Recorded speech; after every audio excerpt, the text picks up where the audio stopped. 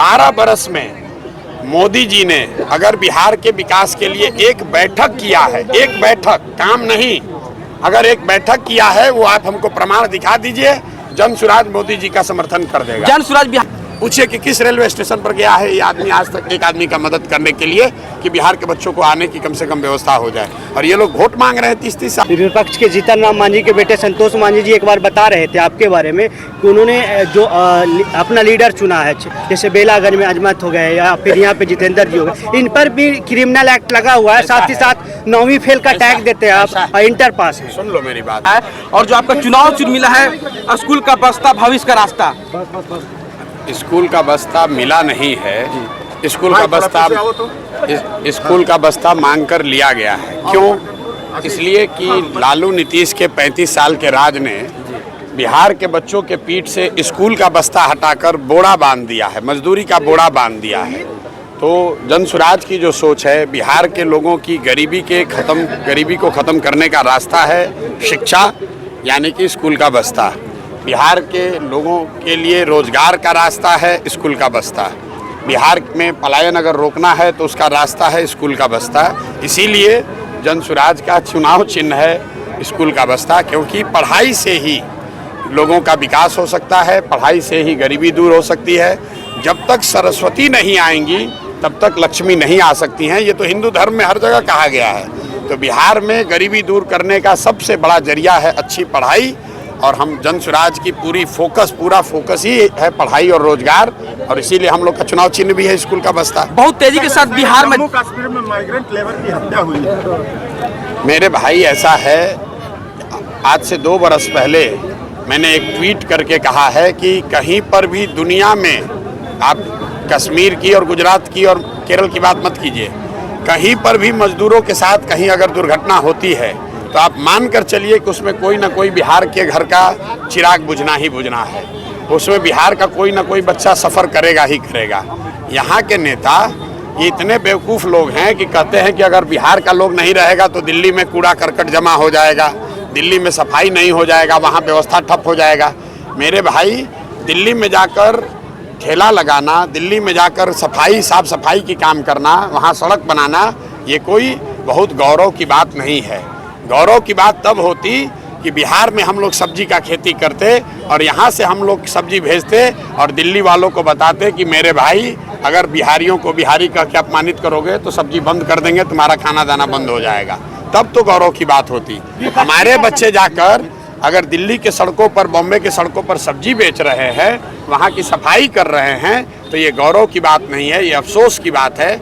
लेकिन जो नेताओं का बयान आता है कि हम लोगों से ही बॉम्बे चल रहा है, हम लोगों से ही दिल्ली की व्यवस्था चल रही है, बिहारी नहीं रहेगा तो काम ठप हो जाएगा, ये गौरव की बात नहीं है, ये नेताओं की मूर्खता को दिखाता है।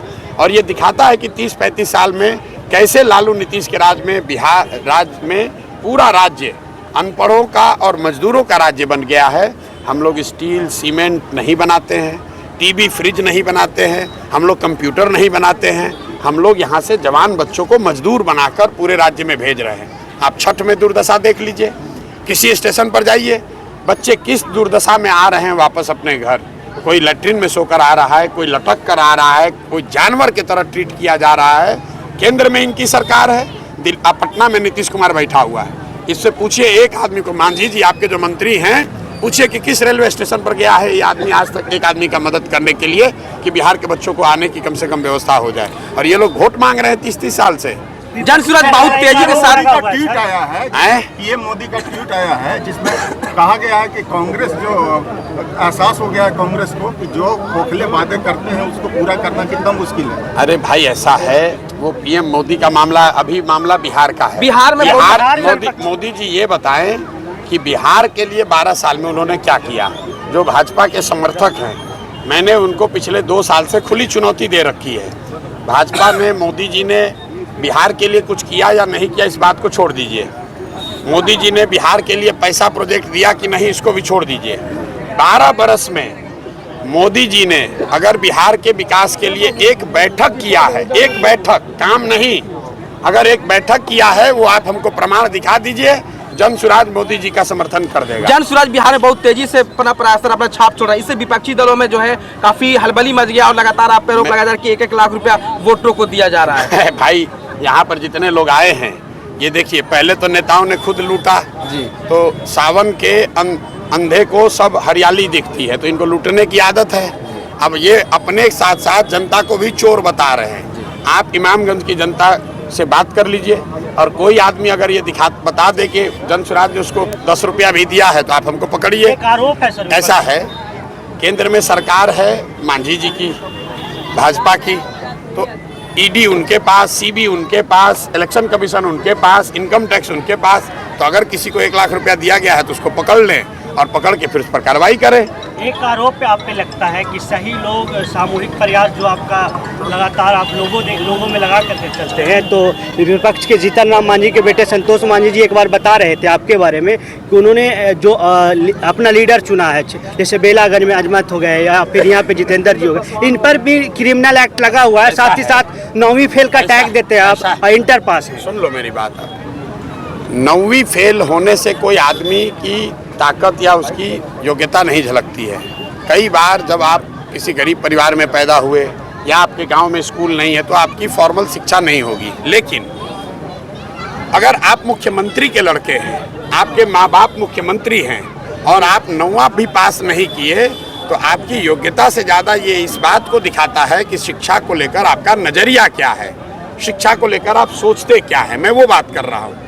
बात जहाँ तक जन स्वराज के उम्मीदवारों की है, तो यहाँ पर जितेंद्र पासवान जी चुनाव लड़ रहे हैं। इस क्षेत्र में अभी तक हमको तो कोई ऐसा नहीं मिला जिसने ये कहा हो कि ये आदमी अपराधी है। हमको तो कोई नहीं मिला जिसने ये कहा कि जितेंद्र पासवान ठग है, बालू माफिया है।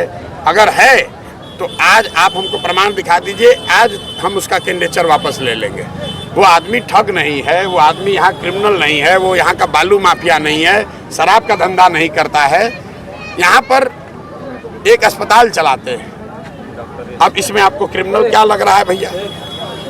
सर, इस वर्ष से अगर यदि जन स्वराज अगर आपका टीम यदि सर यहाँ से चुनाव निकालती है तो आने वाले समय में क्या कर सकते? कोई जदी फदी कुछ नहीं है। जन स्वराज यहाँ जीत रहा है, इसलिए नहीं कि प्रशांत किशोर कह रहे हैं। आपने अभी सभा में सुना, हम तो वोट भी नहीं मांगे। इसलिए जन स्वराज जीतेगा क्योंकि 30-35 साल से जनता यहाँ लालू, नीतीश, भाजपा के सरकार से त्रस्त है। जनता विकल्प चाहती है और उसके सामने अब एक नया बेहतर विकल्प आ गया है। तो जितने लोग भाजपा के डर से लालू को और लालू के डर से भाजपा को वोट देते थे, अब उनके पास डरने की जरूरत नहीं है। उनके पास एक नया स्वच्छ विकल्प है, नया रास्ता है, और जनता इस बार उनको सबक सिखाएगी। बहुत बहुत धन्यवाद। जय जय बिहार।